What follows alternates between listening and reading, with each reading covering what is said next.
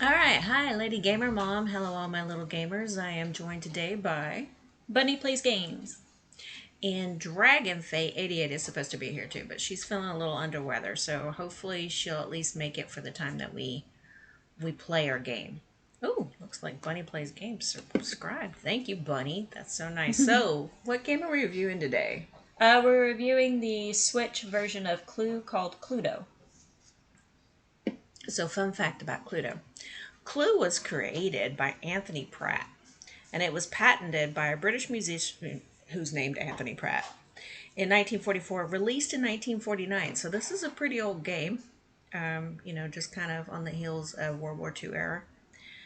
The game originally went by the title Cluedo, and it still carries this name today in the UK version. So over here in the US, it's Clue.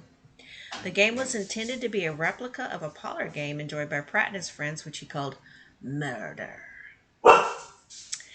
So it's a fun family game. Why are we experts on Clue, Bunny? I would say probably because we own how many versions of Clue you think? Like 10. 10 plus, Yeah, maybe? we own like every version of Clue we ever come across. We even used to own a Disney version of Clue, which was Tower of Terror themed. Unfortunately, we don't have that one anymore. It probably runs pretty high on the secondhand market now. It does. But that one was super cool. Like the little figures that came with it was super, super cool. But we also have the original Clue version that comes with like these little Clue figures that are also really nicely detailed. So, And then I think Starkiller and Starfly have that Disney version of Clue. Ooh, I hope so. I hope so. I believe they do. Okay, good. But then I think our favorite version, so we don't have the versions where it's like Simpsons Clue or Golden Girls Clue. Or, Right, it's only the versions that we actually care about. like the original. Although Golden Girls Clue might actually be pretty cute. Maybe it might. But I think our favorite board game version of this is probably the Master Detective one. Yeah, that one has the most rooms and weapons and people. So it's an extended game. So we like that one because it goes on for longer. It's so funny. When you talk, my VTuber talks. Yeah. Hello, I am now Lady Gamer Mom. And I have taken over the body of Bunny. Well, my character doesn't move. Yeah. Okay, so, well, this is our first attempt at doing something like this, so we'll just have to see how it goes out. Yeah. So let's get into it. Like Bunny says, what we are reviewing is the version that is on the Nintendo Switch right now, which is currently on sale in the Nintendo Store for $14.99. By the end of the review, you can make up your mind if you'd like to purchase or not. And we're also going to be playing a game after we finish the review. So let's get with the criteria. I came up with a list of criteria. Um, you know, just based on certain things that I think are important when you're playing a video game. The first one, and what we're doing is we're using a system of 1 through 5, 1 being poor and 5 being excellent, to rate each category of the game, and then at the end, we'll have an overall rating. So the first one that we're going to rate this for is fun. So I give this a 5, an actual 5 controllers in the fun category. What about you, Bunny? Yeah, I give it a 5 2 in the fun factor. It's a really fun game. And Dragon Fate actually gave it a 5 as well. So that's kind of cool that we all rated it together. Next category, Bunny? The next category is control and gameplay. I rated this as a 4 out of 5. The controls in it are really simple, but they're used really well, so. And I gave it a 4 out of 5 too. The only reason is it's designed to be a game that you can play also online with other players. You can play with your friends in your Nintendo list by starting a room, or you can just play with random folks. And when it works really, really well. But it doesn't always work. And Yeah. it can be extremely tricky. So I marked off a controller for that. What about you, Roses? Yeah, that's why I didn't give it a 5 out of 5 because we'll try and like play with our family in North Carolina, and sometimes it just will not work because like their internet's shaky, our internet's shaky, or it's just like the game. Yeah. So it's hard to know if it's the game that has a problem with that or if it's actually internet service. But sometimes even when you're playing and you know you have a good internet Connection. connection, the game will just kind of lag for a little bit. And so, hard to know, but we went ahead and just marked it down for that. Dragon did the same thing, and I'm thinking she's probably feeling the same way we are. Yeah. So the next category is graphics. And I gave it a 5 for graphics. Once we get into gameplay, they're very simple. There's not a ton of animation. There's animation when you're moving along the board, but it's really quaint, very cute, and the costuming and things like that are really well done and very to period. So I definitely gave it a 5. What about you, Bunny? I gave it a 5 for this too. I really like it. I love the way that they designed the characters in this game because for every character except for Scarlet, there's different versions of the character. Like they have diversity. There'll be like different races, different ethnicities. The clothing design is always super well done. The only character that doesn't have a different like ethnicity for different costumes is Scarlet. She's always been like a blonde hair, blue eyed white girl, so that kind of makes sense. Like Scarlet, she's pretty solid that way. But like there's a white one where she's more dark toned in complexion. There's like an Egyptian version of them. So I really like that too because everyone can like see themselves in one of the Clue characters. And also the way that the boards are designed are really really well designed and well animated. So yeah, I like the graphics in this game. Right, that's a good point. So when the game originally came out on the board game, it was pretty well whitewashed. Of course, it's coming from the UK and way back then in the day. And the game has evolved over the years, though, to include all kinds of different ethnic groups and orientations. So that's a nice evolution of the game. For graphics, Draken actually rated this as a 4, and we're not sure why. I wish she was here to tell us why. I'd like to hear her take on that. Yeah. Well, what's the next category, Bunny? The next category is sound. I gave this a 5 controller out of 5 because the sound quality is great. The sound quality, it's not like shaky or anything. And the game sounds just totally fine. I haven't experienced any point where like I couldn't hear something. All of the and noises it makes and it's all very suitable. I also, well, actually, in sound, I gave this a 4. But I like the sounds, and I like that each board has its own soundtrack. And the sounds are catchy. I mean, there's nothing very elaborate here, but for the complexity of the game, and if you're hearing pans in the background, G Money is cooking us a turkey dinner, so we appreciate that. You're doing fine. But I don't know. Actually, I think I meant to give this a 5, and I'm not sure why I gave it a 4. So let's fix that, and we're gonna make that a 5 instead of a 4. And Dragon Fate also gave it a 5. So the fun part about it is they're little catchy tunes. They definitely fit the tone of the game, and they change for every board, so it helps set the mood. Yeah, you might have given this a 4 though because so there's two different ways that you can play this game. You can play it where everyone has their own Switch, or you can play it where one person has a Switch and they cast it to the TV, and then every player plays on their phone. And on the phone version, if you take too long to make a decision, it starts ticking at you and it kind of sounds like a time bomb. And I'm not a fan of that. So maybe that's why you marked it down for a controller because of that aspect, because it does kind of like want you to rush with your decision. Only on the phone version. If everyone's playing on their own or on their own Switch, that doesn't happen. Right. So it's a very weird thing as to where it ticks you. I guess because it thinks that like you set your phone down and walked away and you forgot about it. I'm not sure why they implemented that, but maybe that's why you give it a 4. It could be. But this is a good point to mention that if you're playing as a family and you're all in the same household, you only need to have one version of the game. Yeah. On one device. And then there is a companion app for the game called Clue Sheet. And everybody can get the Clue Sheet on a tablet or on their phone. And everybody can play along with the one version. So I like that aspect of it for sure. It's very adaptability. Yeah, you don't have to have multiple copies of the game. So that's nice. Only if you play online do you have to have different copies of the game. Right. Yeah. So, soundtrack. Next, I gave it a 5 because I like the variation of the soundtracks for the different boards, and they, like I said, it helps to set the mood. Dragon gave it a 4.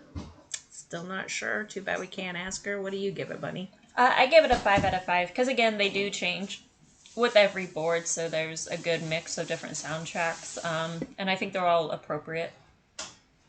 And let's go on to the next category, which is Bunny.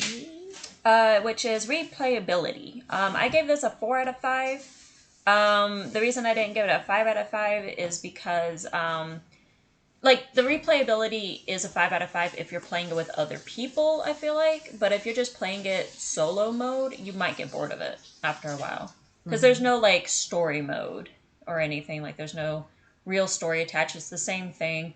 You go into a location, Mr. Body's dead, and you got to figure out who did it.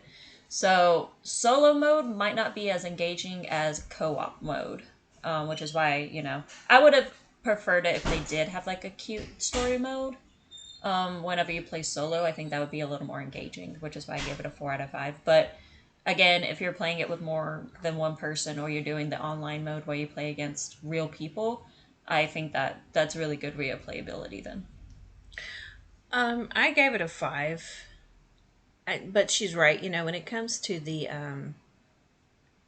solo mode, which I don't know why you'd play it in solo mode unless you just don't have an internet connection, because you can always just play it online with other people, and it's kind of fun to just play it with random people across the world. That's kind of interesting too. So I gave it a 5 because of that thing, and we played a lot, so I go back to it. I don't really play it in solo mode though, for sure. Yeah, yeah. I'm not too sure why they added solo mode either. I've played it before, but yeah, there's no like extra story bits or anything. So I think they kind of missed an opportunity there. Maybe it's, I don't know, maybe solo mode is something of a tutorial, although the game is pretty self explanatory. Like a tutorial is not necessary. Unless you're a first time player. Even as a first time, you pick it up pretty quick. Yeah. Yeah. But So the next one we have is story. Now, this is the one where, yeah, there's not really a lot of story going on. yeah. Sorry, getting comfortable. Kind of already touched base on this a little bit. Yeah. So, the basic premise is somebody's killed Mr. Body. And you have to figure out who killed Mr. Body, with what weapon, and in what room. Even if it's yourself. Even if it's yourself. So in this game, just to win the game, you will have to accuse yourself and possibly, go to the hangman's noose. Who knows? But that's the whole premise. So there's not really a lot of story. So I gave it a 2. Dragon gave it a 2. Bunny, you gave it a... I gave it a 1 just because the story is repetitive, but it's meant to be. Like, what else are you supposed to do with it? So, right. It's not a bad thing that it doesn't have a story. It's just, it's just the nature of the game. Yeah, so it's kind of okay that way. Now, safe for younger audiences. Now, this one is funny because I actually gave it a 3, and the only reason why I gave it a 3 is because if you have a problem with murder being the main theme of what your kids are playing, then you may have a problem with this. Otherwise, I would definitely give it a 5. There's nothing lewd, no cussing. There's no real language that is offensive. Even the cultural aspects are pretty well done. So I know, Bunny, you gave it a 5. Can you tell us why you gave it a 5? I gave it a 5 just because there's no blood, no gore, no slaying, no cussing. The characters don't even speak, so there's no way that there could be any cussing involved. The ethnicities are very well done. Nothing is offensive, at least from my perspective. Again, it's just my perspective. I don't find them offensive, but if you do belong to that ethnic group and you find an issue with it, then I do recommend you reaching out to the creators of the game and letting them know your thoughts on that.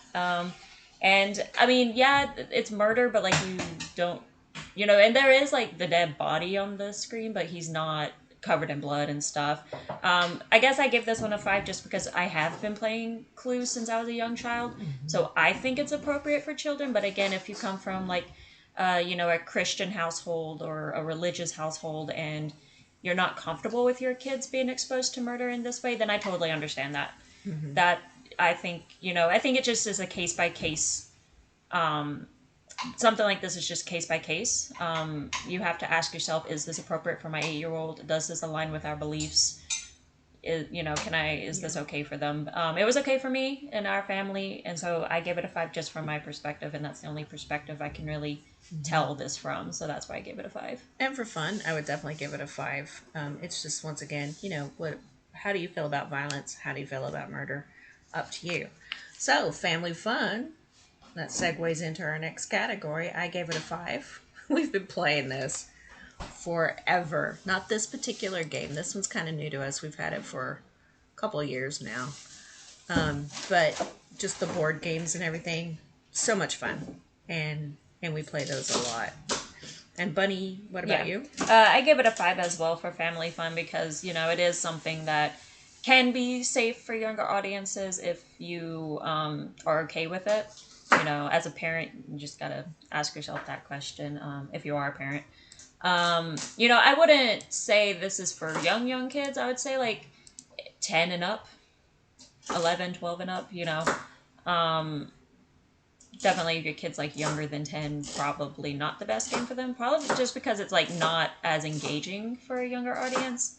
I think they'll get bored of it faster.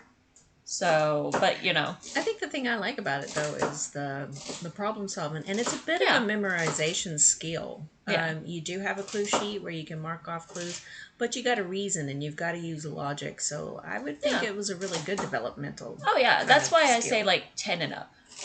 Because at 10 you're still developing your memorization skills, you're still developing your logic and reasoning skills. So I think this is an excellent game for that too, for kids to be able to be like, okay, I think it's this, and this, but why? Yeah. They definitely have to think hard about it.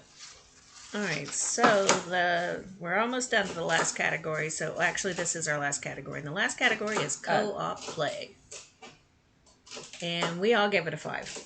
Yeah, we all gave it a 5 because it's the nature of the game. It has to be co-op. There is a solo mode in this, but you play with CPUs still, so it's still technically co-op.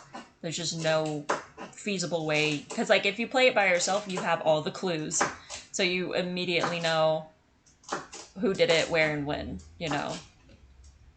It's not any fun if you play it by yourself. Yeah, but I think there's actually computers that come on. If you can't really play it. Yeah, that's yourself. What I said before. Is that even if you do solo mode, you still have to play with CPUs. Yeah. There's no pure solo mode.